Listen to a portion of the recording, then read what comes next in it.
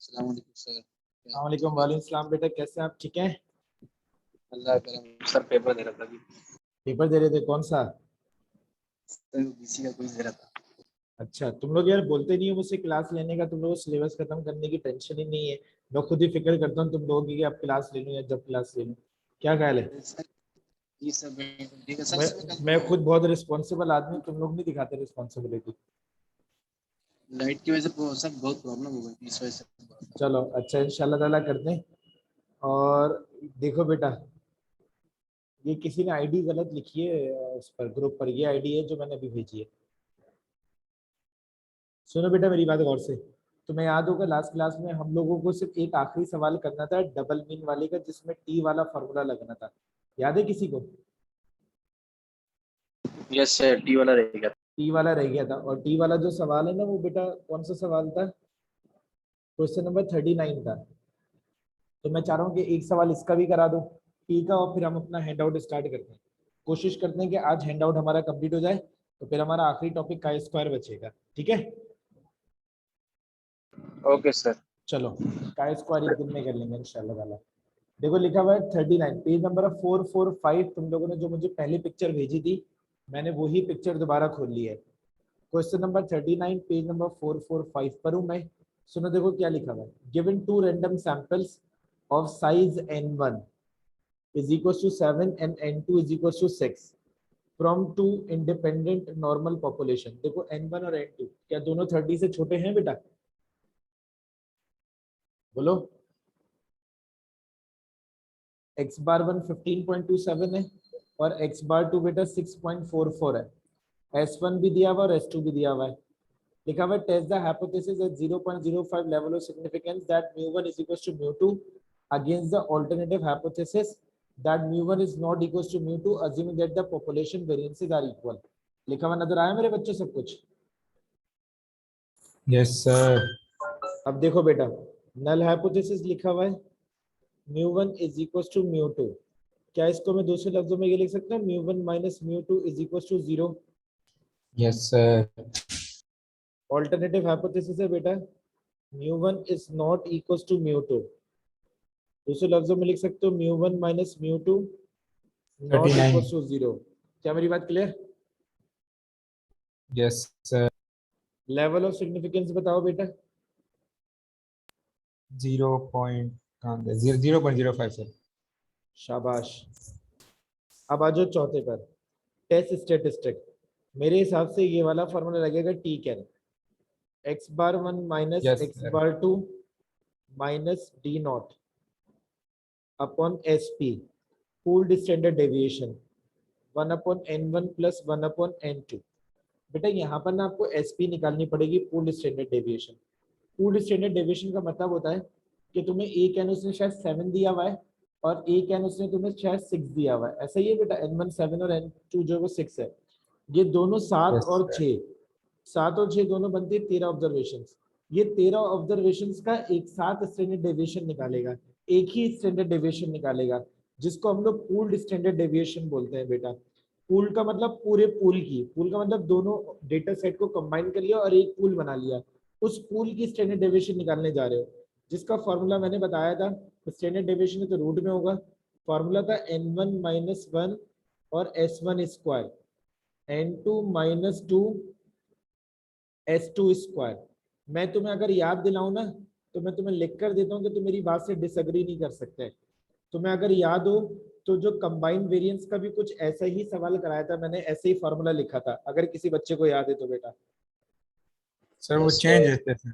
थोड़ा चेंज था ना, लेकिन कुछ ऐसा ही फॉर्मूला यस लिखा था सर। कि वहां पर भी स्टैंडर्ड डेविएशन थी, बस वहां पे मीन इस्तेमाल किया था मैंने, अगर तुम्हें याद हो बेटा। वहाँ पे सर डी नोट था सर। डी डी डी था ना, डिफरेंस और कंबाइंड मीन था और एक इंडिविजुअल मीन था। लेकिन कुछ यस ऐसे ही सर। फॉर्मूला लिखा था कि वेरिएंस से मल्टीप्लाई हो रहा था। यहाँ पर भी कमोबेश वैसे ही फॉर्मूला मैं इस्तेमाल करने जा रहा हूँ, जो पूरे पूल की एक साथ स्टैंडर्ड डेविएशन बताएगा मुझे।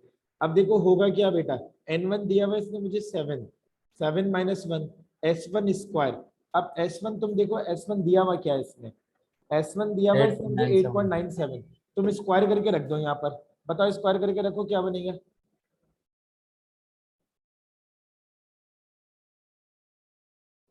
बताओ।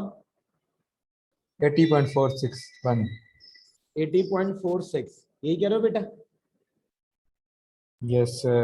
n2 माइनस वन यानी 6 माइनस वन, और s2 का स्क्वायर बताओ 4.37 का स्क्वायर 19.09 सर, 19.1 हो जाएगा सर, तो 19. बाद में 6 है इसको। जी जी 19.1 हो जाएगा। क्या मेरी बात मानते हो बेटा?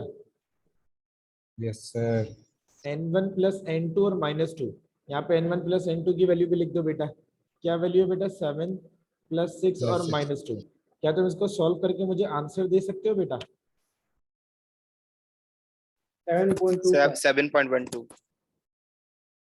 7.12 ये SP आ गया बेटा तुम्हारे पास।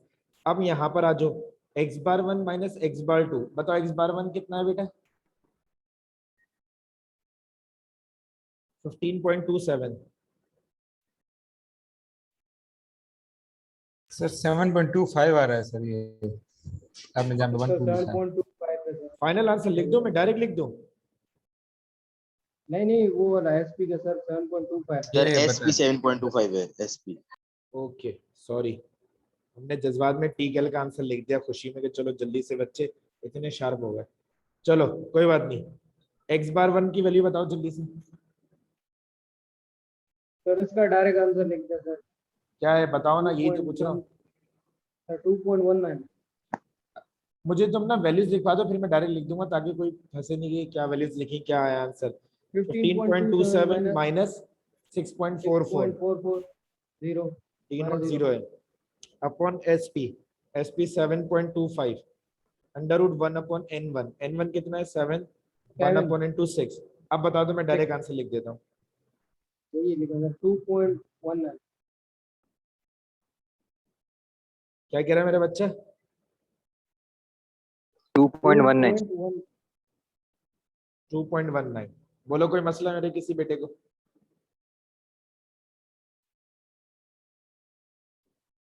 पांचवा, क्या पांचवा स्टेप क्रिटिकल रीजन है?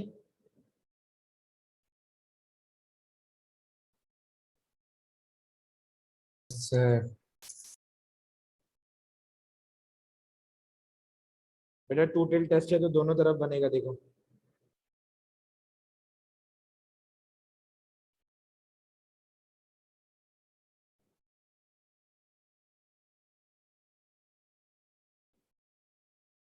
Alpha upon two 0.025, alpha upon two 0.025।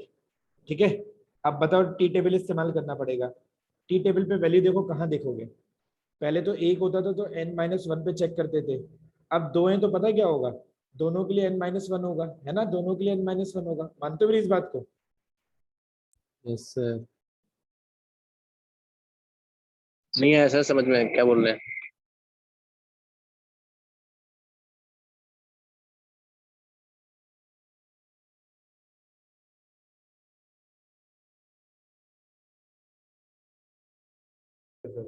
जी बेटा, तो इधर पता डिग्री ऑफ फ्रीडम क्या होगा किसी बच्चे को?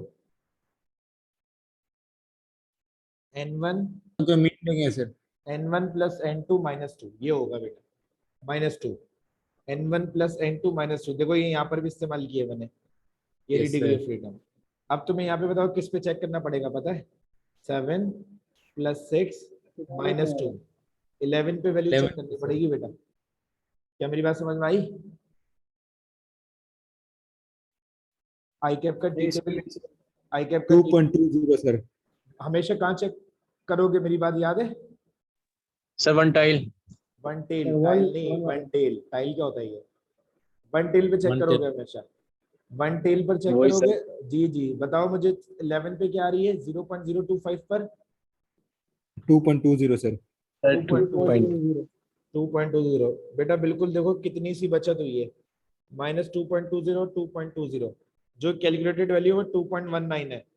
और देखो ये 2.20 से क्रिटिकल रीजन स्टार्ट हो रहा है, क्या ये पीछे की तरफ ही गिर रही होगी बेटा एक्सेप्टेंस रीजन में? Yes sir. तो बताओ एक्सेप्ट करना है रिजेक्ट करना है? एक्सेप्ट होगा सर। एक्सेप्ट। शाबाश, यानी फेल टू रिजेक्ट। क्या मानते हो मेरी इस बात को? Null hypothesis Yes, fail to sir. Reject यानी एक्सेप्ट ही हो गई बेटा। तो टी का मैं चाह रहा था कि एक सवाल करा दूं, अल्हम्दुलिल्लाह करा दिया। अब मैं तुम्हें हैंड आउट भेजना होगा, तुम इसको कंप्लीट कर लो जल्दी से।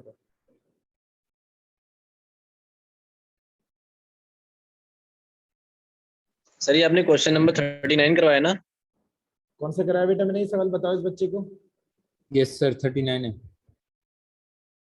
हाइपोथेसिस के एमसीक्यूज भेज दिए थे मैंने तुम लोगों को? No no sir. सर। नहीं भेजे थे? ये लो। सर हाँ एलसीडी शिवानी देखेंगे। ऊपर करिएगा। ये लो।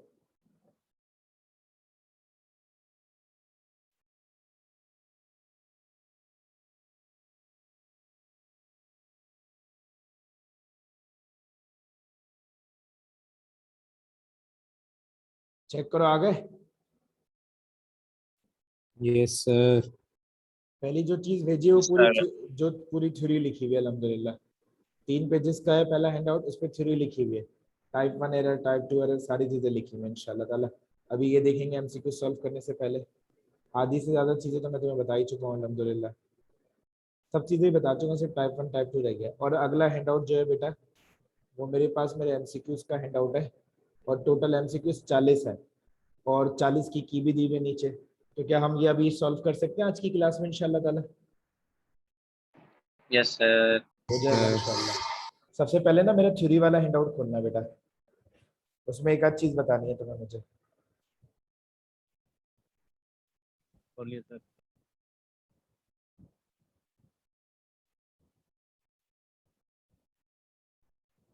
देखो बेटा, हाइपोथेसिस टेस्टिंग का ना इंट्रोडक्शन लिखा हुआ है सबसे पहले। अल्हम्दुलिल्लाह ये सारा इंट्रोडक्शन मैं तुम्हें बहुत डिटेल में दे चुका हूँ। याद है पहली क्लास के किसी भी बंदे का इंडिविजुअल का क्लेम तो है ना, और उसको हम लोग हाइपोथेसिस बोलते हैं, उसको चेक करने के अमल को हाइपोथेसिस टेस्टिंग बोलते हैं। ऐसा ही है, बोला था मैंने। सर। अब उसके नीचे ना स्टैटिस्टिकल हाइपोथेसिस की डेफिनेशन लिखी हुई है कि स्टैटिस्टिकल हाइपोथेसिस का मतलब क्या होता है। एक तो अजम्पशन ये भी होती है ना कि अली बहुत अच्छा इंसान है, ये एक अजम्पशन है अली के बारे में, तो ये एक स्टैटिस्टिकल हाइपोथेसिस नहीं है, ये एक अली के बारे में अजम्पशन है, एक हाइपोथेसिस है। हम लोगों ने जितने भी सवाल सॉल्व किए वो सबके सब स्टैटिस्टिकल हाइपोथेसिस है। उसकी डेफिनेशन मैंने यहाँ पर लिखी हुई है कि स्टैटिस्टिकल हाइपोथेसिस क्या होता है। अच्छा, बीच में ना हम नमाज का ब्रेक करेंगे और फिर दोबारा हम क्लास स्टार्ट करेंगे इंशाल्लाह। Statistical hypothesis refers to a statement or an assumption। यही बताया था hypothesis, assumption और statement बेटा, याद है? Yes yes sir. सर। लेकिन आगे देखो क्या लिखा हुआ है, अबाउट द पॉपुलेशन पैरामीटर, यानी ये अली के बारे में किसी और चीज के बारे में नहीं, अबाउट द पॉपुलेशन पैरामीटर। अब तो मुझे बताओ पॉपुलेशन पैरामीटर क्या क्या होते हैं, तुम्हें याद है पॉपुलेशन पैरामीटर? क्या मीन होता है, यस सर। क्या स्टैंडर्ड डेविएशन स्टैंडर्ड होती है, डेविएशन वो वाली। क्या पॉपुलेशन सर। प्रोपोर्शन होता है? Yes sir. यानी इन तीनों के बारे में कोई अजम्पशन देना बेटा, विच मे और मे नॉट बी ट्रू, जो सही भी हो सकती है और गलत भी हो सकती है। क्या इसी चीज को हम लोग स्टैटिस्टिकल हाइपोथेसिस बोलते हैं, ये सवाल है। उसका जवाब क्या है? Yes sir. Yes sir. Example मैंने तुम्हें दे दी बेटा, देखो क्या। For example, on the basis of sample data we are required to decide that whether a given coin is unbiased और नॉट। क्या एक कॉइन बाइज्ड है या नहीं है, अनबाइज्ड है या नहीं है, बाइज्ड है या नहीं, ये हम चेक करते हैं। Whether a certain medicine is effective in reducing the weight और नॉट। क्या कोई मेडिसिन वेट रिड्यूस करने में हेल्पफुल है या नहीं, सबके लिए, पॉपुलेशन के लिए। when whether one electronic component is better than other, ये सारे के सारे स्टैटिस्टिकल हाइपोथेसिस में आते हैं। हम लोगों ने अभी स्टैटिस्टिकल हाइपोथेसिस के अंदर सिर्फ पॉपुलेशन मीन को देखा है, अभी काय स्क्वायर स्टार्ट करने वाला हूं ना, उसमें ये सारी चीजें आएंगी जो 3 एग्जांपल्स मैंने ऊपर लिखे हैं। All these statements which may or may not be true are called the statistical hypothesis. To arrive at such decision या conclusion, we use certain statistical procedure which are called testing of hypothesis, testing of significance और test of hypothesis. ये सारी बातें अल्हम्दुलिल्लाह मैं तुमसे कर चुका हूँ बेटा। अब इसके बाद बेसिक कॉन्सेप्ट बताए जो तुम्हें मैंने पहले भी बताए थे। नल हाइपोथेसिस, ऑल्टरनेटिव हाइपोथेसिस, पता है तुम लोगों को नल हाइपोथेसिस और alternative hypothesis? Yes sir. Simple और कंपोजिट सुन लो। सिंपल और कंपोजिट क्या होते हैं? सिंपल हाइपोथेसिस वो होती है बेटा जहां पर आपके सारे पॉपुलेशन पैरामीटर्स आपको एग्जैक्टली बता दिए जाए। पढ़ो देखो क्या लिखा हुआ है। A simple hypothesis is one in which all the parameters associated with the distribution are stated। जो पैरामीटर्स हैं वो आपको एग्जैक्टली बता दिए जाए। एग्जाम्पल के तौर पर, if the weights of the college students are normally distributed with standard deviation 9 and the hypothesis its mean is 60 kg. अब तुम देखो मैंने यहाँ लिखा mean is equals to 60 kg. Defined है कि 60 kg की बात हो रही है, लेकिन अगर मैं कहता mean is greater than 60 kg, क्या आप डिफाइंड है कितने मीन की बात हो रही है? Greater than 60 No, kg sir. का मतलब क्या होगा? No, sir. 60 से ज्यादा। 60 से बड़ा। एक वैल्यू स्टेटेड नहीं है बेटा, एक वैल्यू स्टेटेड नहीं है। ऐसी हाइपोथेसिस को सिंपल हाइपोथेसिस नहीं बोलते। सिंपल हाइपोथेसिस इसमें बोलते हैं जिसको एग्जैक्टली डिफाइन कर दिया जाए, एग्जैक्टली स्टेट कर दिया जाए। इन शॉर्ट तुम्हारे समझाने के लिए मैं बता देता हूँ, जिसमें इक्वल्स टू होगा ना वो सिंपल हाइपोथेसिस है, अगर उसने इक्वल्स टू की बात की है। लेकिन अगर उसने ऐसी बात की इससे ज्यादा होगा या इससे कम होगा तो फिर वो सिंपल हाइपोथेसिस नहीं है, कंपोजिट हाइपोथेसिस है। नीचे डिफाइन किया मैंने कंपोजिट हाइपोथेसिस को बेटा, लिखा हुआ है composite hypothesis in which all parameters associated with the distribution are not stated. सारे के सारे पैरामीटर्स स्टेट नहीं किए जाते, एक आध गायब कर दिया जाता है। For example if we hypothesis that, अगर हम ये सपोज करें कि जो मीन है वो ग्रेटर देन 60, लो जी मैंने जो लिखा था वही लिखा हुआ है कि मीन ग्रेटर देन 60 है एंड वेरिएंस 9 है। अब वेरिएंस जो स्टेट किया हुआ है लेकिन हाइपोथेसिस स्टेट की गई है, No, यानी जो sir. क्लेम किया गया, जो अजम्पशन की गई है, क्या वो इक्वल्स टू 60 है? No, sir. Greater than 60 है, sir. Greater than 60। अब ग्रेटर देन 60 तो कितनी सारी वैल्यूज होंगी बेटा रोहन?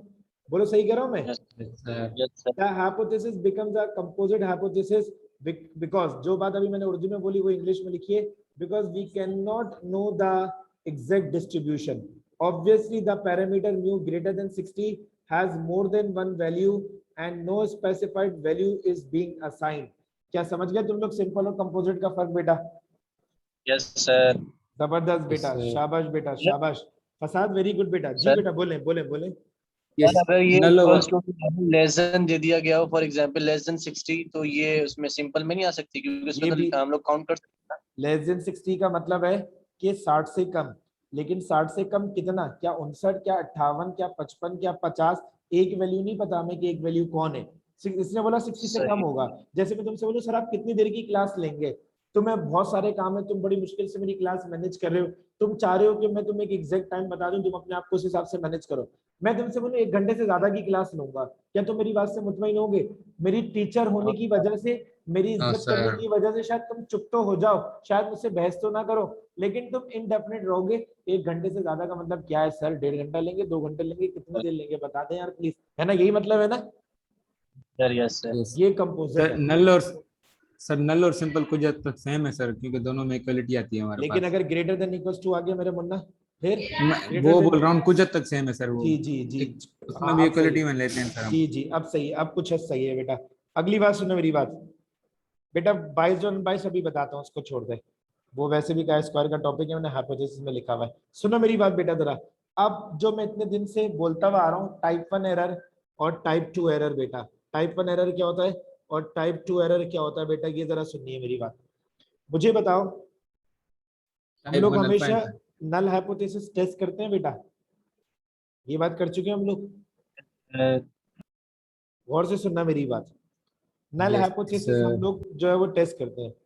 अगर मैं तुमसे कहूं बेटा कि नल हाइपोथेसिस बिल्कुल सही लिखी हुई है, नल हाइपोथेसिस को हमें एक्सेप्ट करना है बेटा, नल हाइपोथेसिस को हमने एक्सेप्ट करना है, नल हाइपोथेसिस बिल्कुल सही है। जैसे फॉर एग्जांपल मैंने लिखा H0 इज ट्रू, जो मैं बोलता जाऊंगा वो मैं लिखता जाऊंगा। नल हाइपोथेसिस में कुछ भी अजम्पशन हो, फॉर एग्जांपल नल हाइपोथेसिस में अजम्पशन हो कि पॉपुलेशन मीन बराबर है 10 के, या पॉपुलेशन मीन बराबर है ग्रेटर देन इक्वल टू 10 के, कुछ भी लिखा हुआ, व्हाटएवर कुछ भी, मुझे इससे कोई कंसर्न नहीं है, लेकिन ये बात बिल्कुल सही है। ओरिजिनल में जैसे मैं तुमसे बोलूं पाकिस्तान की एवरेज लाइफ कम से कम 50 साल है, ठीक है, ये मैंने बात अज्यूम कराई रहने वाले लोगों की है, इसका ऑल्टरनेट बनेगा 50 से कम। अब मुझे बताओ पाकिस्तान में जितने लोग रह रहे हैं क्या उसकी एवरेज लाइफ कुछ ना कुछ तो होगी ना? Yes sir. Yes, अब sir. वो जो कुछ ना कुछ होगी ना, ऐसा हो सकता है कि वो मुझे पता हो या वो मुझे पता ना हो, ऐसा हो सकता है कि मैं उसको सही एस्टिमेट करूं या उसको मैं सही एस्टिमेट ना करूं। मैं जो एस्टिमेट करूंगा उसी को ही मैं चेक करूंगा। मैंने इसको एस्टिमेट किया भी कम से कम 50 साल होगी और इसको मैं चेक कर रहा हूँ, हो सकता है एवरेज लाइफ 50 साल ना हो, 50 साल से कम हो। मैं कहना ये चाह रहा हूँ कि जो एक्चुअल एवरेज होगा पॉपुलेशन का वो एग्जिस्ट तो करता होगा ना इस दुनिया में, ऐसा हो सकता है मुझे पता हो या मुझे पता ना हो, लेकिन वो एग्जिस्ट तो करता होगा ना। मेरा Yes, सवाल sir. ये है जी। अब उसके हिसाब से मैंने अपने पास बेटा हाइपोथेसिस बनाई, मैंने कोई भी हाइपोथेसिस बना ली और वो ट्रू भी है इन एक्चुअल, और जब एच नॉट ट्रू है और मैं उसको एक्सेप्ट कर लूं, तो बताओ मैंने कोई गलत डिसीजन लिया या सही डिसीजन लिया? सही है। सही डिसीजन लिया सर। सही डिसीजन लिया, यानी मैंने करेक्ट डिसीजन लिया। अगर एच नॉट बिल्कुल ट्रू है बेटा, एच नॉट बिल्कुल ट्रू है इन रियलिटी, और मैंने नल हाइपोथेसिस में भी वो बात लिखी थी और वो मैंने सही साबित कर दी और मैंने उसको एक्सेप्ट कर लिया, तो करेक्ट डिसीजन लिया। इसका मतलब किसी किस्म का कोई एरर नहीं है। क्या मैंने सही बोली बेटा ये बात? Yes sir. Yes, sir. H not true है लेकिन मैंने उसको रिजेक्ट कर दिया, बताओ अब मैंने सही डिसीजन लिया या गलत डिसीजन लिया? गलत दिया सर। एच नॉट ट्रू है लेकिन मैंने उसको रिजेक्ट कर दिया, तो this is what my dear, this is wrong decision. क्या ये रॉन्ग डिसीजन है? Yes sir. Yes, sir. Error हो गया, गलती हो गई, Yes, यस sir. सर। गलती कर ये बैठे तो हैं, डिसीजन मेरे होगा सर। गलती कर बैठे Yes, हैं। sir. ये जो एरर है Yes, ना, sir. ये एरर कहलाता है टाइप 1 एरर। टाइप 1 एरर कहलाता है ये। टाइप 1 एरर का मतलब क्या है? अगर मेरे साथ करीम नवाज होता तो मजा आ जाता। टाइप 1 एरर का मतलब है reject H not when H not is true. जो बात मैंने ऊपर लिखी ना उसको मैंने इंग्लिश में लिख दी कि रिजेक्टिंग एच नॉट, हम एच नॉट को रिजेक्ट कर रहे हो जब एच नॉट ट्रू हो, इज कॉल्ड टाइप 1 एरर। ये कहलाता है हमारे पास टाइप 1 एरर। जब एच नॉट ट्रू हो और उसको हम रिजेक्ट कर दें बेटा, ये कहलाता है हमारे पास टाइप 1 एरर। वेरी गुड करीम नवाज, शाबाश। ठीक है बेटा। अच्छा, कोई मसला यहाँ तक? पहले मुझे जल्दी से बताओ। सर Yes, इसकी sir. One more example. क्या कह रहे हो बेटा? सर इसकी वन मोर एग्जांपल मिल सकती है? क्यों नहीं मिल छोटी सी। सकती? 36,000 एग्जाम्पल्स मिल सकती हैं। ये ले एग्जाम्पल। 36,000 करोड़ सर। हाँ 36,000 करोड़। एक कंपनी ने दावा किया, एक कंपनी ने दावा किया कि हम जो मेडिसिन बनाते हैं ना, जो सवाल तुम कर कर आ रहे हो उसी से रिलेटेड मैं बता रहा हूँ। हम जो मेडिसिन बनाते हैं ना, उसके अंदर हम ड्रग की मिकदार ज्यादा से ज्यादा 2 mg रखते हैं। हम बात क्या, ये नल हाइपोथेसिस है बेटा? Yes sir. अब मुझे बता, इन रियलिटी हकीकत में, असल में, क्या वो हर ड्रग के अंदर कुछ ना, हर मेडिसिन के अंदर ड्रग की कुछ ना कुछ मिकदार रखते होंगे बेटा? यस सर बिल्कुल। पॉपुलेशन का कोई ना कोई एवरेज होगा या नहीं होगा? यस सर होगा। होगा। सपोज करो वो पॉपुलेशन का एवरेज 2.5 है, एवरेज 2.5 और उन्हें पता है, लेकिन उन्होंने दुनिया से छुपाने के लिए क्लेम कर दिया कि जो हम ड्रग की मिकदार रखते हैं वो कम, ज्यादा से ज्यादा 2 mg रखते हैं। ये उन्होंने क्लेम कर दिया। सही है बेटा? तुम्हें पता है दो बातें होती हैं, या तो क्लेम सही होता है या क्लेम गलत होता है। क्या मैंने सही बोला बेटा? सर Yes, अब sir. एक्चुअल पॉपुलेशन मीन 2.5 है और इसने क्लेम किया 2 mg। मुझे बताओ क्या ये इसने ट्रू एच नॉट बनाया या गलत एच नॉट बनाया? गलत है बताया सर। सर। ये गलत एच नॉट है। एच नॉट इज फॉल्स, ये गलत एच नॉट है। अब मुझे तुम बताओ, ये गलत एच नॉट है। अब अगर मैं गलत चीज को रिजेक्ट कर दूं तो ये मेरा फैसला सही है कि गलत है? सर सही होगा। फैसला सही होगा। अपने अल्फाज याद रखना। आज जो मैं दूसरा वाला लिख रहा हूं, when H not is false, जब एच नॉट फॉल्स हो, अगर अब मैं उसको रिजेक्ट कर दूं तो उसको रिजेक्ट करना क्या मेरा करेक्ट डिसीजन है या रॉन्ग डिसीजन है? सर उसका सही होगा। सही डिसीजन है। इसका मतलब दिस इज नो एरर। क्या मेरी बात समझ गया? Yes sir. लेकिन अगर इसकी गलत बात को, ये जो गलत बात है, किसी की गलत बात को सही बोल देना, क्या ये हमारा सही काम होता है या गलत काम होता है? सर गलत होगा ये। तो जब मैं एच नॉट फॉल्स हो उसको मैं एक्सेप्ट कर लूं, तो क्या ये रॉन्ग डिसीजन होगा बेटा? सर समझ गया? इस एरर को बोलते हैं टाइप 2 एरर। दोबारा बोलो, क्या बोलते हैं इस एरर को बेटा? सर ये टाइप 2 एरर है। इसका अपोजिट Type मैंने 2 ऊपर error। बताया, इसका अपोजिट मैंने ऊपर बताया कि एच नॉट, सपोज करो अब एच नॉट हो ये बेटा, कि एच नॉट हो सही, सपोज करो म्यू इज इक्वल टू 15, और इसने भी यही बोला था पॉपुलेशन मीन है भी 15 और इसने क्लेम भी 15 किया। अब एच नॉट बेटा ट्रू है, यानी नल हाइपोथेसिस बिल्कुल सही है, और मैं इसको एक्सेप्ट कर लूं बेटा, तो बताओ कि ये कोई एरर है? No सही error बात sir। को नो एरर, सही बात को एक्सेप्ट कर लेना, गलती नहीं होती। देखो एच नॉट ट्रू, उसको एक्सेप्ट कर लो, नो एरर। गलती कब होगी? कि एक बंदा सही बोल रहा हो और मैं उसको गलत साबित कर दूं। तुम में से कोई बच्चा आए और वो सही कंप्लेन कर रहा हो, मैं उसी को डांट कर वापस भेज दूं, तो ये मैंने सही काम किया या गलत काम किया?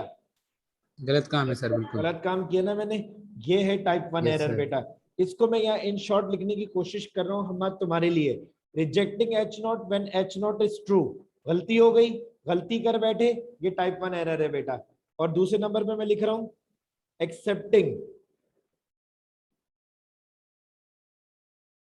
Accepting H not when H not is false is called type 2 error. क्या मेरी बात क्लियर? यस सर Yes ये sir। ये बोला है मैंने, टाइप 1 एरर, टाइप 2 एरर। इसको मैं और शॉर्ट कर सकता हूँ, मानो इसको मैं और शॉर्ट कर सकता हूँ। पता है मैं क्या शॉर्ट कर सकता हूँ? अल्हम्दुलिल्लाह इंग्लिश आती है थोड़ी बहुत मुझे, तो मैं इसको और शॉर्ट कर सकता हूँ। रिजेक्टिंग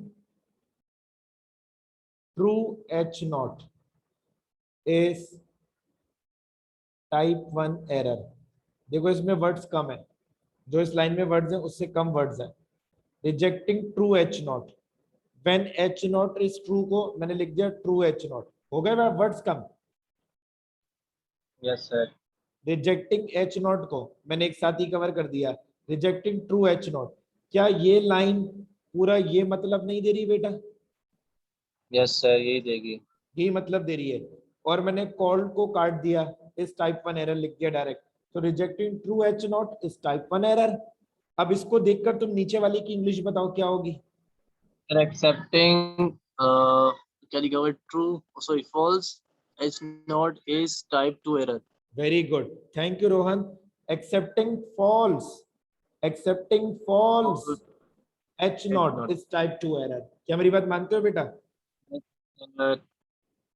अच्छा है ना करीम नवाज और रोहन के, जो पढ़ ले उसको अप्लाई भी कर रहे हो, यही तो पढ़ने का मकसद होता है प्रोफेशनल स्टडीज में। शाबाश, आई लाइक इट बेटा। एक्सेप्टिंग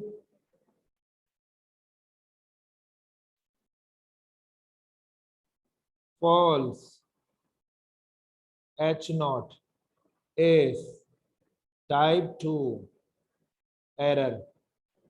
अब मैं तुमसे कुछ सवालात पूछूंगा बेटा।